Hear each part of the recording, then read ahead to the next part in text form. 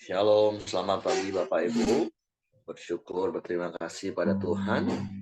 Dalam pagi hari ini kita boleh bangun lagi dengan tubuh yang diberkati, dengan kekuatan kesehatan yang baru yang datang daripada Tuhan.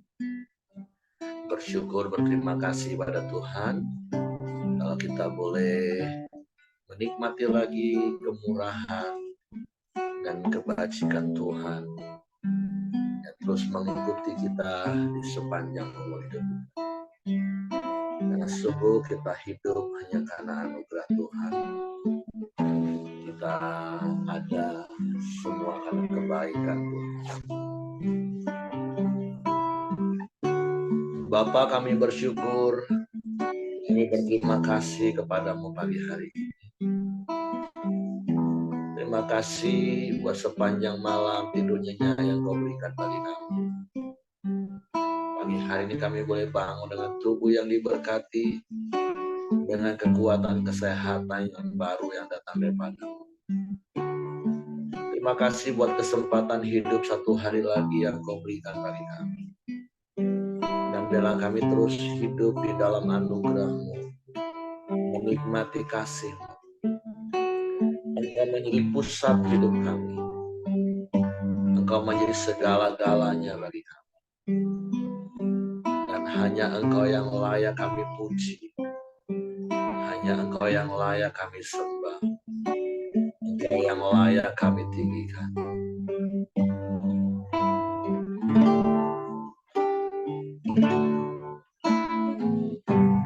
Ku hidup karena anugerah-Mu. Ku hidup karena kasih-Mu. Yang sumber kehidupanku.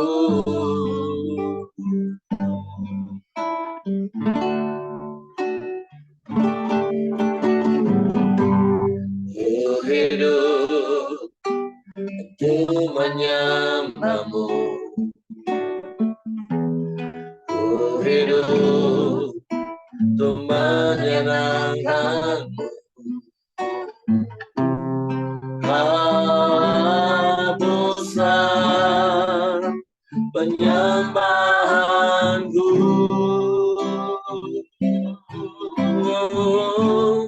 Kau yang layak, Kau yang layak, Kau yang sembah di dalam roh dan kebenaran.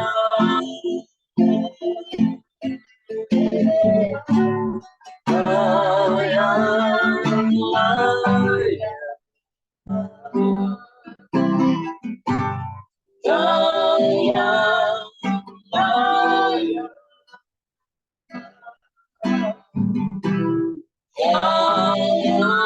Kau yang disembah ditinggikan untuk selamanya.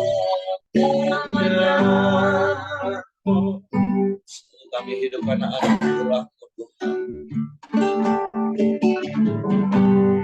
Ku hidup karena anugerah-Mu.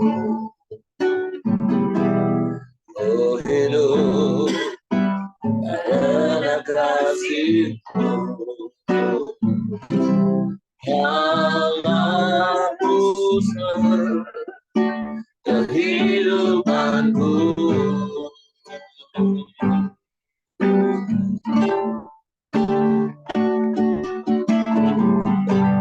Ku hidup untuk menyembah-Mu. Ku hidup untuk menyenangkan-Mu.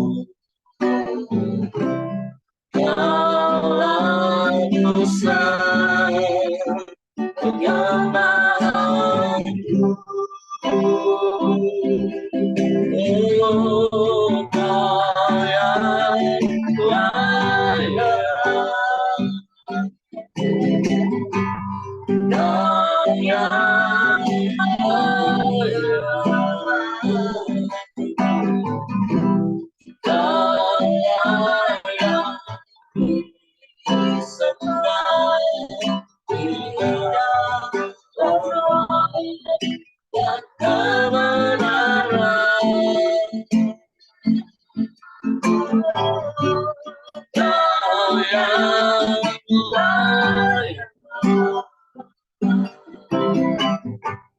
Kau yang layak,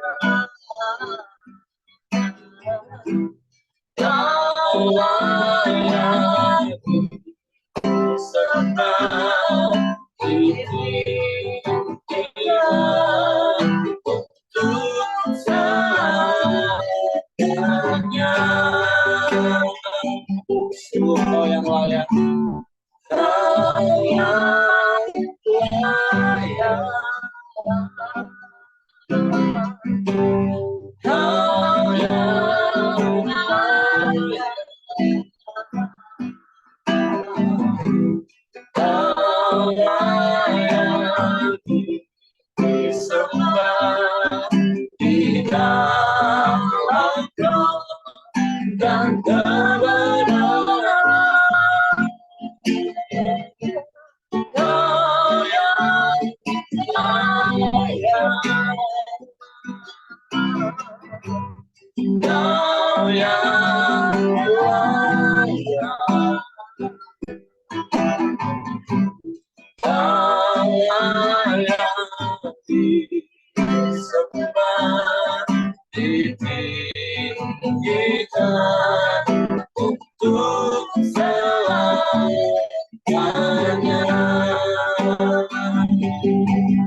Kau yang layak ditinggikan, Kau yang layak ditinggikan, Kau yang layak ditinggikan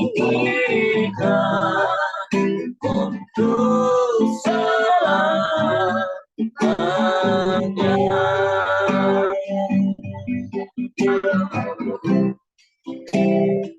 Kau yang layak,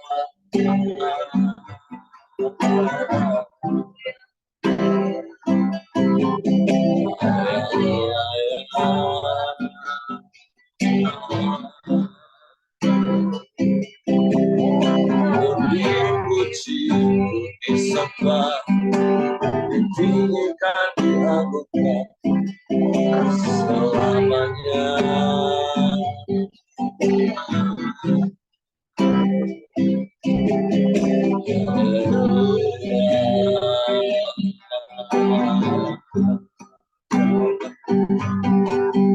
Sebab Engkaulah sumber kehidupan kami, Engkau pusat hidup kami, Engkau segalanya bagi kami, Engkau segalanya.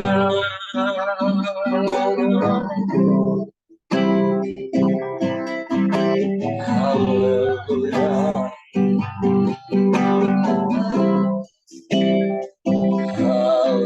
haleluya.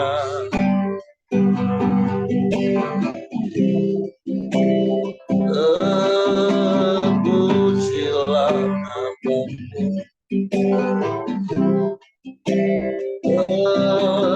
pujilah namamu, kami sembah,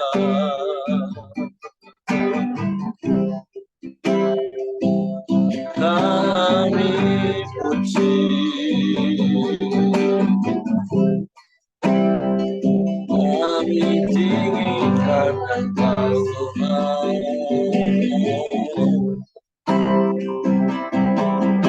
Haleluya, haleluya.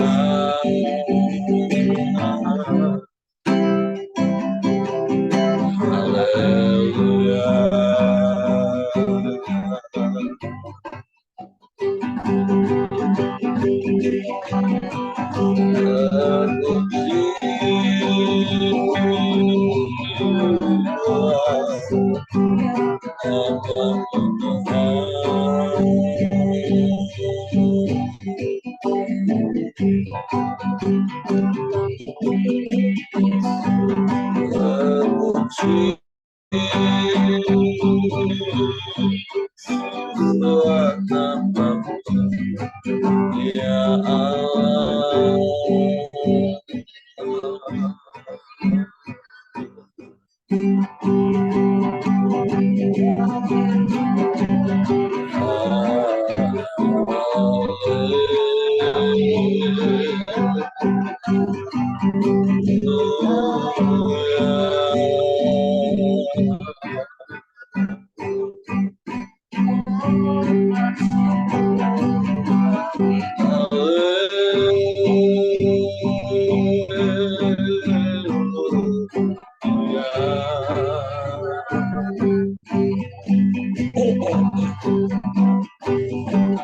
terpujilah namamu,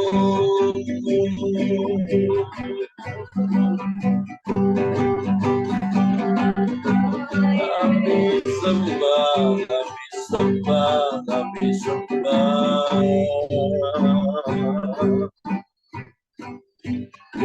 Ya Allah,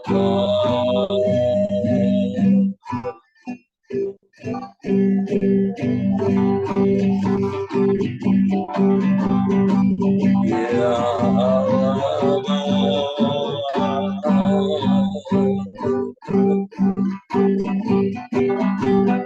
Allah yang ajaib, Allah yang dahsyat, Allah yang hebat, yang luar biasa. Kau sanggup melakukan segala perkara. Tiada yang mustahil bagimu, Tuhan.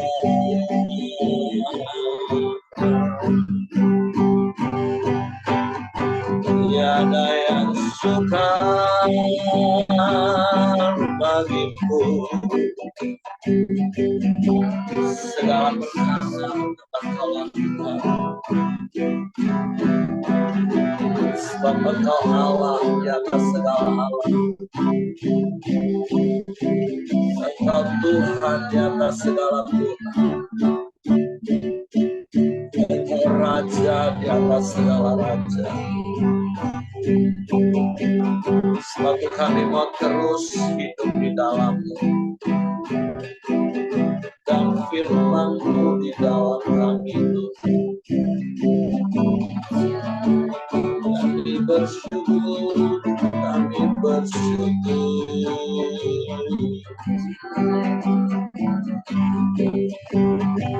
Kami menyembah,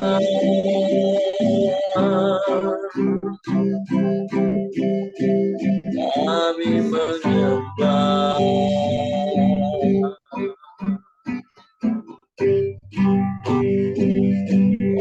Kami tinggikan nama-Mu,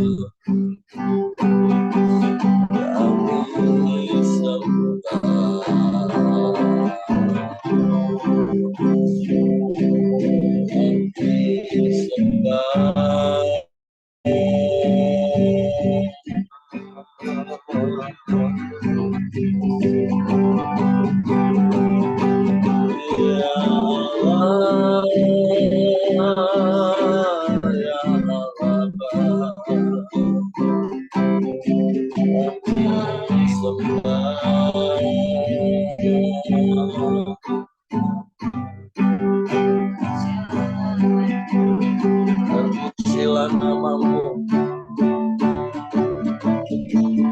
ajaiblah nama-Mu, nama yang berkuasa di bumi di surga. Segala lidah mengaku Yesus Kau Tuhan. Semua lutut bertelut menyembah. Kau ajaib, Kau dahsyat, Kau penolong yang setia. Tak pernah terlambat pertolongan-Mu bagi kami, Tuhan. Sehingga hati kami tetap tinggal tenang dalam segala keadaan kami. Terpuji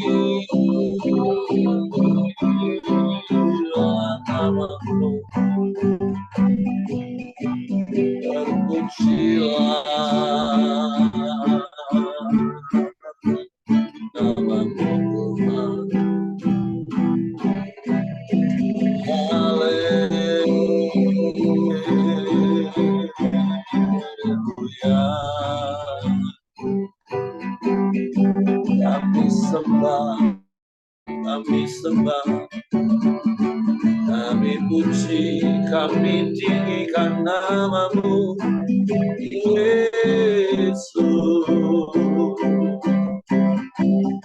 Kami muliakan Engkau, kami tinggikan nama-Mu, Yesus.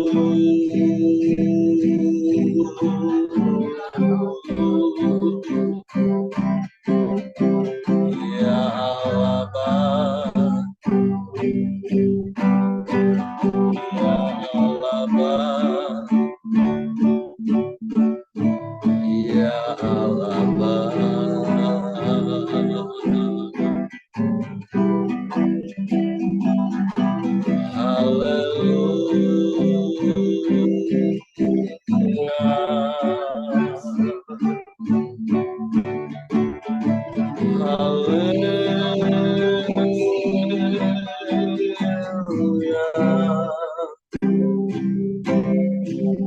Kami sembah, kami sembah, kami sembah,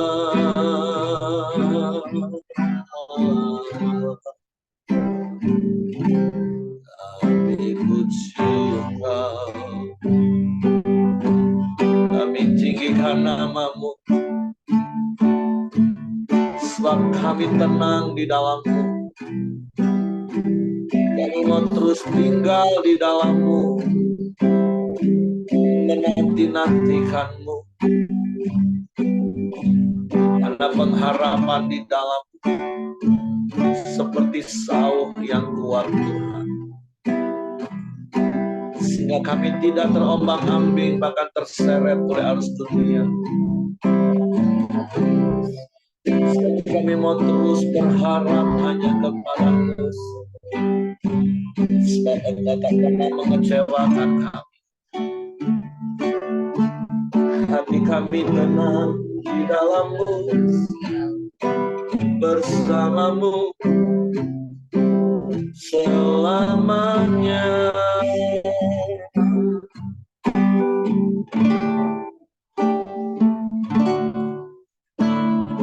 Hatiku tenang berada dekat-Mu, Kaulah jawaban hidupku. Hatiku tenang berada dekat-Mu, Kau yang pelihara hidupku. Pertolongan-Mu begitu ajaib, Kau telah memikat hatiku. Saat aku tak sanggup lagi, di situ tangan-Mu bekerja. Pertolongan-Mu begitu ajaib, Kau telah memikat hatiku. Ini mataku tertuju padamu, ku rasakan kasih-Mu Tuhan. Kami tenang dalam-Mu Tuhan, hatiku tenang berada dekat-Mu. Amin. Allah jawaban hidupku, ya. Hatiku tenang berada dekat-Mu, Kau yang pelihara hidupku. Amin. Pertolonganmu begitu ajaib, Kau telah memikat hatiku. Saat aku tak sanggup lagi, di situ tanganmu bekerja. Pertolonganmu begitu ajaib, Kau telah memikat hatiku. Di mataku tertuju padamu, ku rasakan kasih-Mu Tuhan. Pertolonganmu begitu ajaib, Kau telah memikat hatiku. Saat aku tak sanggup lagi, di situ tanganmu bekerja. Pertolonganmu begitu ajaib, Kau telah memikat hatiku. Di mataku tertuju padamu, ku rasakan kasih-Mu Tuhan.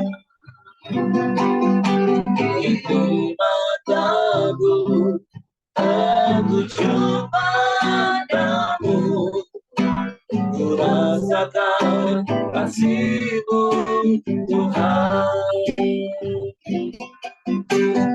Di mataku tertuju padamu, ku rasakan kasih-Mu Tuhan.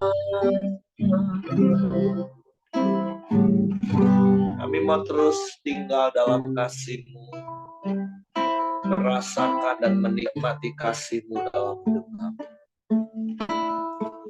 sehingga kami boleh senantiasa tinggal di dalam damai sejahtera-Mu, bersukacita dalam segala keadaan, sebab kasih-Mu lebih dari cukup bagi kami. Kami di dalam-Mu dan firman-Mu di dalam kami. Waktu kami mau terus hidup seturut dengan kehendak dan rencana-Mu, hidup takut akan Engkau, taat kepada-Mu, melakukan setiap firman-Mu. Suatu pagi hari ini kami buka hati kami untuk firman. Ada tempat di hati kami hanya untuk firman, sehingga kami mengetahui kebenaran, dan kebenaran itu memerdekakan kami. Roh Kudus, tolong kami untuk mengerti dan memahami firman-Mu, sehingga kami percaya firman-Mu dan kami melakukannya dalam hidup. Dalam nama Yesus kami sambut firman-Mu. Haleluya, haleluya, haleluya. Amin. Oke, silakan. Apakah Ibu Ros ada? Ada, Pak. Oke, silakan, Bu. Ya, Pingan, selamat pagi. Saya bacakan renungan kita di 2 Samuel 24. Berikutnya tentang pendaftaran dan hukuman. Bangkitlah pula murka Tuhan terhadap orang Israel. Ia menghasut Daud melawan mereka. Firman-Nya, pergilah, hitunglah orang Israel dan orang Yehuda. Lalu berkatalah raja kepada Yoab dan para panglima tentara yang bersama-sama dengan dia, Jelajahilah segenap suku Israel dari Dan sampai Beersheba. Adakanlah pendaftaran di antara rakyat supaya aku tahu jumlah mereka. Lalu berkatalah Yoab kepada raja, kiranya Tuhan Allahmu menambah rakyat 100 kali lipat daripada yang ada sekarang. Dan semoga mata Tuanku Raja sendiri melihatnya. Tetapi mengapa Tuanku Raja menghendaki hal ini? Namun titah raja itu terpaksa diikuti oleh Yoab dan oleh para panglima tentara. Maka pergilah Yoab dan panglima-panglima tentara itu atas perintah raja untuk mengadakan pendaftaran di antara bangsa Israel. Mereka menyeberangi sungai Yordan, lalu mulai dari Aroel dan dari kota yang terletak di tengah-tengah lembah ke arah Gad dan Yazer. Kemudian sampailah mereka ke Gilead dan ke Kades di negeri orang Het. Selanjutnya sampailah mereka ke Dan, dan dari Dan mengambil jurusan Sidon. Kemudian sampailah mereka ke tempat yang berkubu, Tirus, dan ke segala kota orang Hewi dan orang Kanaan. Akhirnya tibalah mereka di bagian selatan Yehuda, di Beersheba. Setelah mereka menjelajah seluruh negeri itu, sampailah mereka kembali ke Yerusalem setelah lewat 9 bulan dan 20 hari. Lalu ia memberitahukan kepada raja hasil pendaftaran rakyat. Orang Israel ada 800.000 orang perangnya yang dapat memegang pedang. Dan orang Yehuda ada 500.000. Tetapi berdebar-debarlah hati Daud setelah ia menghitung rakyat. Lalu berkatalah Daud kepada Tuhan, aku telah sangat berdosa karena melakukan hal ini. Maka sekarang Tuhan, jauhkanlah kiranya kesalahan hamba-Mu, sebab perbuatanku itu sangat bodoh. Setelah Daud bangun daripada waktu pagi, datanglah firman Tuhan kepada Nabi Gad, melihat Daud demikian. Pergilah katakanlah kepada Daud, beginilah firman Tuhan. 3 perkara kuhadapkan kepadamu, pilihlah salah satu daripadanya, maka aku akan melakukannya kepadamu. Kemudian datanglah Gad kepada Daud, memberitahukan kepadanya dengan berkata kepadanya, akan datangkah menimpa engkau 3 tahun kelaparan di negerimu, atau maukah engkau melarikan diri 3 bulan lamanya dari hadapan lawanmu, sedang mereka itu mengejar engkau, atau akan adakah 3 hari penyakit sampar di negerimu? Maka sekarang pikirkanlah dan timbanglah. Jawab apa yang harus kusampaikan kepada yang mengutus aku. Lalu berkatalah Daud kepada Gad, sangat susah hatiku. Biarlah kiranya kita jatuh ke dalam tangan Tuhan. Sebab besar kasih sayangnya. Tetapi janganlah aku jatuh ke dalam tangan manusia. Jadi Tuhan mendatangkan penyakit sampar kepada orang Israel dari pagi hari sampai waktu yang ditetapkan. Maka matilah dari antara bangsa itu, dari Dan sampai Beersheba 70.000 orang. Ketika malaikat mengacungkan tangannya ke Yerusalem untuk memusnahkannya, maka menyesallah Tuhan karena malapetaka itu. Lalu ia berfirman kepada malaikat yang mendatangkan kemusnahan kepada bangsa itu, cukup, turunkanlah sekarang tanganmu itu. Pada waktu itu, malaikat Tuhan itu ada di dekat tempat pengirikan Arauna, orang Yebus. Dan berkatalah Daud kepada Tuhan ketika dilihatnya malaikat yang tengah memusnahkan bangsa itu. Demikian, sesungguhnya aku telah berdosa dan aku telah membuat kesalahan. Tapi domba-domba ini apakah yang dilakukan mereka? Biarlah kiranya tanganmu menimpa aku dan kaum keluargaku. Nah, sampai sini dulu perikopnya. Yang tentang pendaftaran dan hukuman.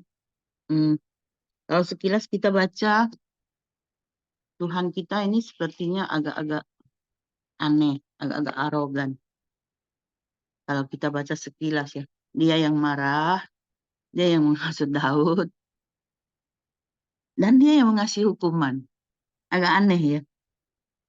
Tapi yang namanya Tuhan, dia bikin episode ini ya suka-suka dia lah. Kan dia Tuhan ya. Tapi kalau kita cermati lagi di atas dari ayat 1, Tuhan itu marah pasti ada sebabnya.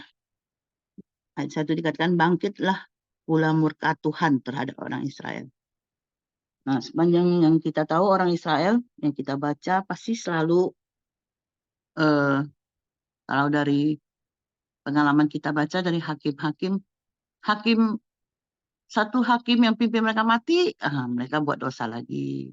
Nanti Tuhan tunjukkan hakim yang lain. Jadi eh, menurut saya mungkin dosa mereka ya itulah. Berpaling dari Tuhan, menyembah berhala, tidak melakukan Taurat yang diberikan Musa, sehingga murka Tuhan bangkit terhadap mereka. Dan Tuhan memakai Daud. Biasanya kalau Tuhan biasanya Tuhan yang suruh kalau soal pendaftaran ini. Biasanya Tuhan yang memerintahkan untuk menghitungnya. Tapi ini inisiatif Daud sendiri untuk menghitung orang Israel. Dan kalau biasanya kalau pendaftaran gini kan pasti harus ada membayar apa ya? Mereka harus pokoknya harus ada biayanya untuk pendaftaran nih.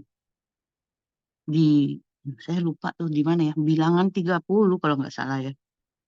Berapa uang gitu kalau mereka mengadakan penghitungan, harus ada persembahannya gitu supaya tidak terkena hukuman. Dan kalau dicermati sepertinya ini sudah masa-masa akhir dari pemerintahan Daud ketika dia mengadakan ini. Sepertinya Daud juga kayak sudah mulai ada kesombongan ketika melihat pemerintahannya begitu hebat. Dia mulai menghitung seakan-akan sudah tidak mengandalkan Tuhan. Karena menghitung kekuatan berarti kan memprediksi kekuatan kita bahwa kita hebat. Jadi seakan-akan Daud tuh sudah mulai ada kesombongan mengandalkan kekuatan perangnya, tidak mengandalkan Tuhan lagi. Makanya dia bilang, ayat 10 dia bilang, aku telah sangat berdosa karena melakukan hal ini. Padahal tadinya dia sudah diingatkan Yoab, tetapi dia berkeras ya. Terus, jauhkanlah kiranya kesalahan hamba-Mu ini, sebab perbuatanmu ini sangat bodoh. Tapi terlanjur. Akhirnya Tuhan suruh Daud memilih. Tapi Daud pilihannya sangat bagus, sangat tepat. Jatuh ke dalam tangan Tuhan yang penuh kasih, itulah yang paling tepat ya. Karena Tuhan maha kasih, besar kasih sayangnya. Jadi ketika Tuhan mendatangkan penyakit sampar, sehingga 70.000 orang meninggal. Dan Tuhan kita, kalau dikatakan ini di ayat 16, Tuhan kita bisa menyesal. Saya nggak ngerti juga ya, menyesalnya Tuhan itu seperti menyesalnya manusia atau menyesalnya Tuhan itu bagaimana, nggak ngerti lah ya. Tapi Tuhan ketika melihat karena besar kasih sayangnya ketika terjadi korban begitu banyak, akhirnya Tuhan menyesal dan menyuruh malaikatnya, cukup turunkanlah sekarang tanganmu itu. Nah, saya lanjutkan ke ayat 17. Ada satu hal yang bagus di sini ya. Daud berkata kepada Tuhan, sesungguhnya aku telah berdosa dan aku telah membuat kesalahan. Tetapi domba-domba ini, apakah yang dilakukan mereka? Biarlah kiranya tanganmu menimpa aku dan kamu keluargaku. Dari perikop ini yang bisa kita pelajari dari Daud itu, Daud sungguh-sungguh sebagai seorang pemimpin, dia mengasihi bangsanya. Dia memilih supaya dia sendiri dan keluarganya yang kena hukum, tapi jangan bangsa Israel yang dipimpinnya. Jadi dapat kita lihat hati Daud tuh sungguh-sungguh mengasihi bangsanya. Itu yang bisa kita pelajari kalau kita sebagai seorang pemimpin harus sungguh-sungguh mengasihi orang-orang yang kita pimpin. Nah, saya lanjutkan ke perikop berikutnya ya. Mesbah didirikan dekat Yerusalem, itulah berhenti. Pada hari itu datanglah Gad kepada Daud dan berkata kepadanya, pergilah, dirikanlah mesbah bagi Tuhan di tempat pengirikan Arauna orang Yebus itu. Lalu pergilah Daud sesuai dengan perkataan Gad, seperti yang diperintahkan Tuhan. Ketika Arauna menjenguk dan melihat raja dengan pegawai-pegawainya mendapatkannya, pergilah Arauna keluar, lalu sujud kepada raja dengan mukanya ke tanah. Bertanyalah Arauna, mengapa tuanku raja datang kepada hambanya ini? Jawab Daud, untuk membeli tempat pengirikan ini daripadamu dengan maksud mendirikan mesbah bagi Tuhan, supaya tulah ini berhenti menimpa rakyat. Lalu berkatalah Arauna kepada Daud, baiklah tuanku raja mengambilnya dan mempersembahkan apa yang dipandang yang baik. Lihatlah, itu ada lembu-lembu untuk korban bakaran, dan eretan-eretan penggirik, dan alat perkakas lembu untuk kayu bakar. Semuanya ini, ya Raja, diberikan Arauna kepada Raja. Arauna berkata pula kepada Raja, kiranya Tuhan Allahmu berkenan kepadamu. Tetapi berkatalah Raja kepada Arauna, bukan begitu, melainkan aku mau membelinya daripadamu dengan membayar harganya. Sebab aku tidak mau mempersembahkan kepada Tuhan Allahku korban bakaran dengan tidak membayar apa-apa. Sesudah itu Daud membeli tempat penggirikan dan lembu-lembu itu dengan harga 50 sikal perak. Lalu Daud mendirikan di sana mesbah bagi Tuhan dan mempersembahkan korban bakaran dan korban keselamatan. Maka Tuhan mengabulkan doa untuk negeri itu dan tulah itu berhenti menimpa orang Israel. Amin. Nah, kalau dari perikop ini yang saya dapat di ayat 24 ya. Bukan begitu, melainkan aku mau membelinya daripadamu dengan membayar harganya. Sebab aku tidak mau mempersembahkan kepada Tuhan Allahku korban bakaran dengan tidak membayar apa-apa. Yang dapat kita pelajari dari Raja Daud, walaupun dia sebagai seorang raja, dia berkuasa, tapi dia tidak aji mumpung. Ketika dia mau membeli tempat pengirikan Arauna berkata dia memberikannya semuanya kepada raja. Tapi sikap Daud luar biasa. Dia bilang dia tidak mau mempersembahkan kepada Tuhan dengan tidak membayar apa-apa. Berarti apa ya? Kalau kita ingin mempersembahkan kepada Tuhan, ada harga yang harus kita bayar. Itu yang bisa kita pelajari dari Raja Daud. Sehingga Tuhan berkenan atas semuanya itu dan sampar itu berhenti. Nah itu Pak yang saya dapat. Saya kembalikan sama Pak Heri. Oke, terima kasih Bu Ros. Jadi saya mulai dari poin yang kedua. Jangan punya mental gratisan lah kalau zaman sekarang istilahnya. Jadi semua itu harus berani kita bayar harga. Seperti Daud, sebagai raja pun dia punya hak untuk mengambil semua punya rakyatnya. Itu kalau Bapak Ibu ingat peraturan seorang raja, dia berkuasa atas semuanya. Bahkan kan dikatakan oleh Tuhan waktu itu waktu bangsa Israel minta raja kan, anak laki-lakimu akan diambil jadi gini, anak perempuanmu akan diambil, ternakmu untuk makanan, bla bla bla. Nah, bahkan ini Arauna memberikannya, tapi Daud nggak punya mental gratisan. Dia mau bayar harga. Apalagi kalau itu untuk pekerjaan Tuhan, untuk Tuhan seperti itu. Nah, yang ingin saya mau jelaskan seperti apa yang Ibu Ros tadi, saya sangat teguhkan. Kalau memang kita baca ayat-ayat seperti yang kita baca di perikop pertama, terkadang ya kita kalau baca hanya sepintas, kita bilang nih Tuhan aneh ya, arogan banget ya, seperti itu. Tapi poin-poin penting harus kita tahu gini, yang tadi sebenarnya Ibu Ros juga sudah singgung kan. Kita punya Tuhan itu yang maha tahu apa yang ada di dalam hati kita sampai kedalaman hati kita. Setelah memerintah, zona nyaman, nikmat. Nah, Tuhan tahu ada sebersit sedikit saja di hati Daud pikiran untuk mulai merasa, ini kekuatan aku sudah berapa ya? Jadi tentu bukan Tuhan yang iseng, Bapak Ibu. Justru karena Tuhan tahulah isi hati Daud yang mulai agak-agak melenceng. Dan Tuhan mau menguji dengan Tuhan suruh. Ya lakukan apa yang hendak kau lakukan. Kalau Bapak Ibu pernah baca juga tentang Yudas Iskariot. Karena Yesus tahu siapa yang menyerahkan. Kenapa nggak Tuhan larang kalau dia Tuhan? Nah, kembali Bapak Ibu, kita ini diberi free will oleh Tuhan, kehendak bebas. Tapi sekali lagi ketika kita mau menyerahkan kehendak bebas kita kepada Tuhan, artinya seperti yang kemarin kita belajar, menjadi orang yang takut akan Tuhan. Dan satu-satunya ciri-ciri orang yang takut akan Tuhan itu taat kepada firman Tuhan, taat kepada perintahnya. Apa yang firman Tuhan katakan ya harusnya kita lakukan. Tapi kan seringkali kita ini emang balelo, suka bandel. Ya sama kayak Daud. Harusnya kalau dia peka, Tuhan ngomong, kan seringkali kayak gini loh. Kita juga orang tua kan, ketika tahu nih anak, aduh, kadang ya sudahlah, buatlah. Apa yang kau mau, terserah, buatlah.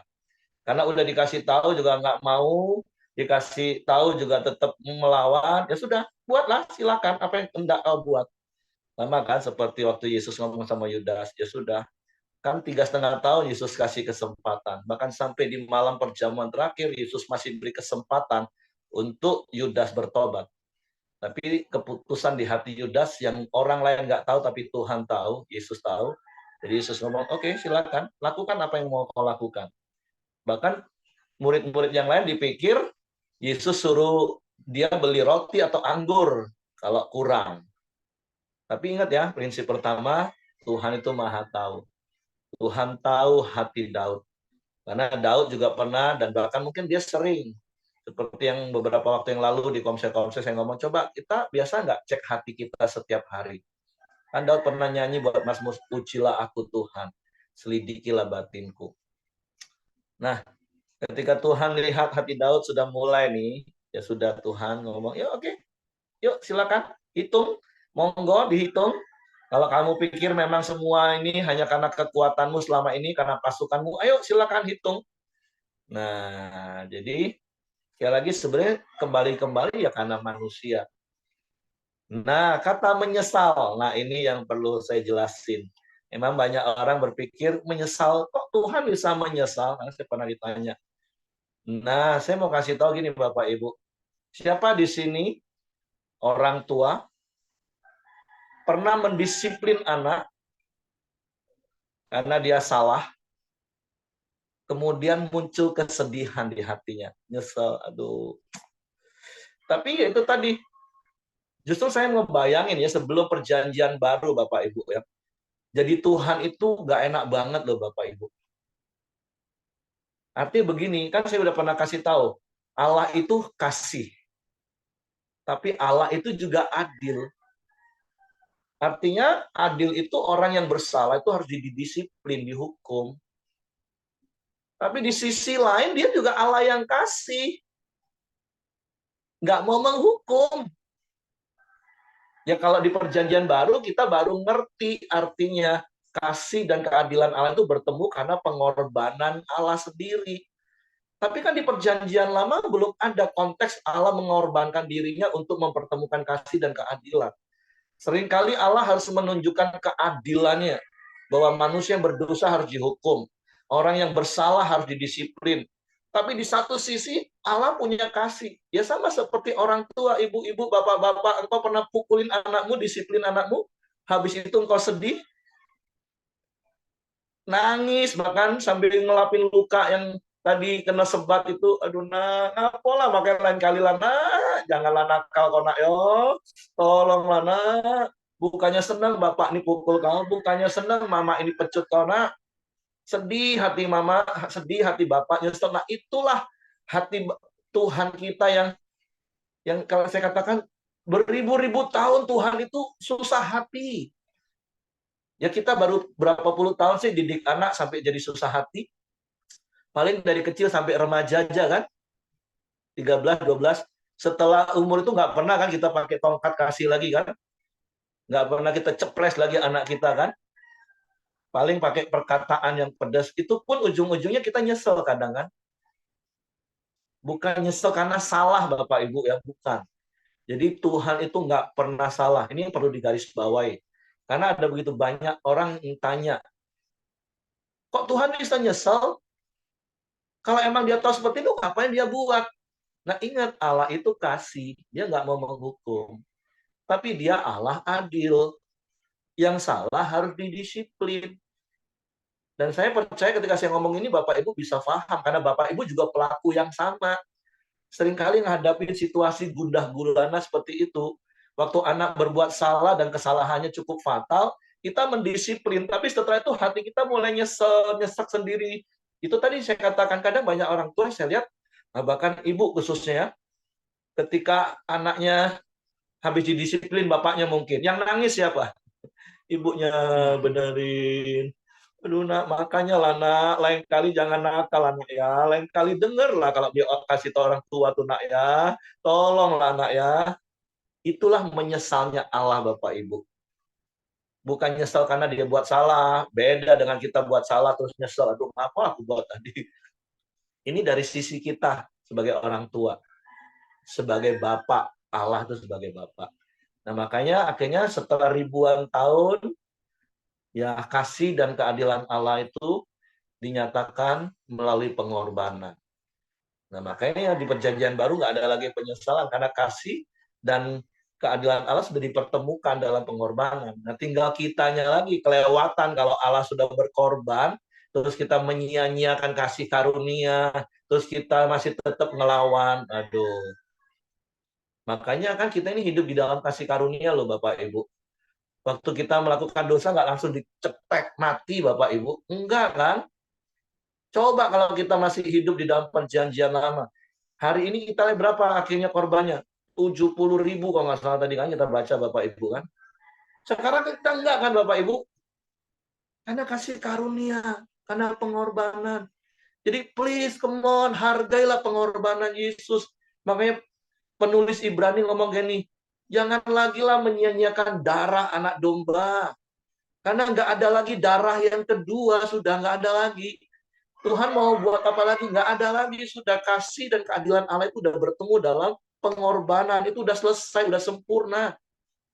Jadi tinggal kitanya lagi lah Bapak Ibu. Jadi mari saya mengajak kita benar-benar tinggallah dalam kasih Tuhan. Hiduplah takut akan Tuhan. Hiduplah dalam kasih karunia. Hiduplah sungguh-sungguh di dalam Tuhan. Karena kasih dan keadilan Allah itu sudah bertemu dalam pengorbanan Yesus. Dan itu sudah Tuhan berikan. Jadi saya berharap Bapak Ibu bisa mengerti kata menyesal di Alkitab. Bapak Ibu bisa mengerti kenapa seakan-akan kok Tuhan keisengan nyuruhin Daud. Karena Tuhan tahu hati Daud, seperti beberapa waktu yang lalu saya katakan, saya diuji oleh seseorang. Waktu nggak lama saya dapat mobil, nah mulailah diuji. Ini pendeta berubah nggak hatinya ya? Karena ada begitu banyak yang orang dia uji dan ternyata memang berubah. Ini baru hanya karena hal-hal materi, Bapak Ibu. Dan saya pun terus menguji hati saya, apakah saya jadi sombong sekarang? Apakah saya berubah? Makanya saya selalu ngomong sama teman-teman, kalau Bapak Ibu melihat saya mulai berubah ngomong, kasih tahu, tegur dengan kasih. Wah, kayaknya tambah sombong sekarang ya, gayanya ya. Nah, begitulah seharusnya kita Bapak Ibu. Jadi hari ini yuk kita belajar, hiduplah sungguh-sungguh dalam Tuhan. Ribuan tahun Tuhan itu nyesek hatinya Bapak Ibu. Antara harus dia mendisiplin manusia, tapi di satu sisi dia harus menyatakan kasihnya, nggak mau mendisiplin manusia. Sehingga berkali-kali muncul kata maka menyesal Allah. Kapan pertama kali keluar? Air bah. Menyesal si Allah. Nyesek banget. Udah diciptakan manusia dengan penuh kasih, dibentuk dengan sempurna, lebih mulia, hampir mirip dengan Allah. Cenderung hati berbuat dosa. Dan saya percaya Bapak Ibu hari ini ngerti ya kata menyesal. Karena Bapak Ibu juga sering seperti itu. Karena istri saya juga ngomong, ayat Ibrani 12 ayat 7 ngomong ini. Jika kamu harus menanggung ganjaran, Allah memperlakukan kamu sebagai anak. Nah, jadi kalau Allah memberikan ganjaran itu ya karena kita ini anak. Waktu Allah mendisiplin itu juga sambil nangis sebenarnya hati. Aduh nak, kenapa lah kamu nih? Makanya kalau baca juga di Ayub pasal 5 ayat 17, ayat 18, ayat terakhir saya mau bacakan. Terima kasih istriku buat Ibrani 12 ayat 7 tadi. Sesungguhnya berbahagialah manusia yang ditegur Allah. Sebab itu janganlah engkau menolak didikan yang maha kuasa. Ini kalau lagi kita bandel ya Bapak Ibu. Apa? Karena dialah yang melukai, tapi dia juga yang membebat. Dia yang memukuli, tetapi yang tangannya menyembuhkan pula. Itulah Bapak kita. Nah, itulah kita orang tua juga yang saya katakan tadi. Karena keadilan kita harus mendisiplin anak kita. Tapi karena kasih kita, kita harus membebat. Kita harus menyembuhkan dengan hati yang sedih tadi. Jadi sekali lagi, come on, please, cukup ribuan tahun Tuhan sudah nyesek kalau bahasa saya. Ngadepin manusia yang kurang ajar. Makanya dia berikan pengorbanannya. Ibrani 8 ayat 12 itu tolonglah merema di tahun ini di Natal. Belas kasihan Tuhan tuh nggak ingat-ingat lagi salah dosa kita. Dan kasih yang sama kita praktek. Janganlah terus ingat kesalahan pasanganmu. Tapi miliklah hati yang penuh belas kasihan. Bahkan terhadap kesalahannya. Yang semalam datang pasti diberkati dengan kebenaran firman Tuhan. Kita ini harus menyatakan kasih itu dalam keberadaannya. Mumpung pasanganmu masih ada. Nyatakanlah kasih itu Bapak Ibu. Memang kadang nyesek. Iya, saya tahu. Kadang kita nyesek hadapin pasangan kita. Tapi ketika kita rela berkorban, makanya berkali-kali saya katakan jangan mengalah. Alkitab tidak pernah mengajar kita untuk mengalah. Tapi firman Tuhan, Alkitab mengajar kita untuk rela berkorban. Seperti akhirnya Bapak rela berkorban untuk mempertemukan kasih dan keadilannya Bapak Ibu. Di dalam pengorbanan. Rela Bapak Ibu. Dan saya percaya ketika kita sampai titik itu, sampai di level itu, hidup kita ini nikmat Bapak Ibu. Jadi please, come on lah, jangan balelo, jangan bandel, jangan ngikutin ego terus, jangan ngikutin daging terus. Tapi biar roh yang penurut itu, nurut apa kata firman Tuhan. Oke, itu saja yang saya sampaikan. Tuhan memberkati. Silakan Heng. Terima kasih Bu Ros. Ya, mari kita masuk dalam doa kita di pagi hari ini. Silakan Ko Joni. Ya, shalom semua. Kita masuk dalam doa kita pagi hari ini. Bapak terima kasih di pagi hari ini buat kebenaran firman-Mu Tuhan. Kami bersyukur Tuhan karena kami memiliki Engkau Allah yang begitu mengasihi kami Tuhan. Tuhan, kami boleh belajar dari Daud Tuhan. Boleh melihat betapa besar kasih-Mu dalam hidupnya. Engkau selalu memimpin Daud dalam setiap apapun yang dia lakukan. Demikian Tuhan, kami tahu Tuhan, di dalam Engkau Tuhan, kami aman dan tentram Tuhan. Di Daud bersama Engkau Tuhan. Terima kasih Tuhan Yesus buat kebenaran firman-Mu pagi hari ini yang kami terima Tuhan. Kami boleh terus melekat padamu senantiasa ya Bapa. Bapak terima kasih pagi hari ini Tuhan. Kau berkati Ros yang sudah menyampaikan kebenaran firman-Mu. Kau semakin hari semakin memakai hidupnya Tuhan untuk terus menjadi berkat Tuhan. Kau juga berkati keluarganya Tuhan, Abi dan anak-anak mereka Tuhan. Dan mereka keluarga mereka boleh terus menjadi berkat bagi banyak orang. Pak terima kasih. Kau juga berkati pagi hari ini kami semua yang sudah mendengarkan kebenaran firman-Mu. Kami boleh terus mempraktikkan kebenaran firman-Mu Tuhan. Bapak terima kasih, kami juga berdoa buat bangsa dan negara kami Indonesia pagi hari ini Tuhan.